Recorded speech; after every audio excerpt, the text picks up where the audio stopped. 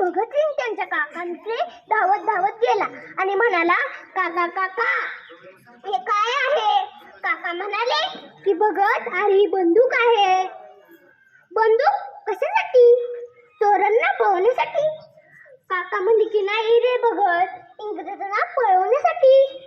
भगतसिंग दुसऱ्या दिवशी काकांबरोबर रानात जातो. काका त्याचे आंब्याचे रोप लावत असतात. भगतसिंग त्यांच्या काकांकडे जातो आणि दररोजच्या सारखा प्रश्न विचारतो की तुम्ही काय करत आहात? काका म्हणतात, भगत, अरे मी आता आंब्याचं रोप लावत आहे. भगतसिंग म्हणतो की कशासाठी? तुम्ही मोठे झाल्यावर ह्याचे आंबे खाताल म्हणून. म्हणजे काका, आपण या मातीत लावून ते खूप पुन्हा दुप्पट होईल. काका म्हणले की हो भगत, तू या मातीत लावशील ते खूप दुप्पट होईल.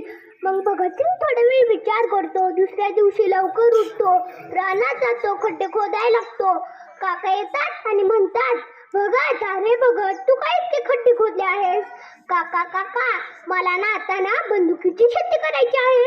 असं करून आपल्याकडे दुप्पट बंदुका होतील आणि आपण इंग्रजांना पळून लावू. असा शूरपुत्री भारतात जन्मला. म्हणूनच आज आपण आनंदाचा दिवस साजरी करतो.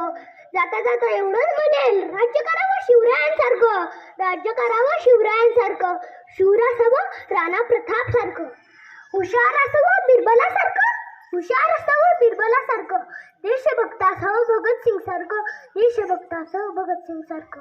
एवढे बोलून मी माझे भाषण संपवतो. जय हिंद, जय भारत.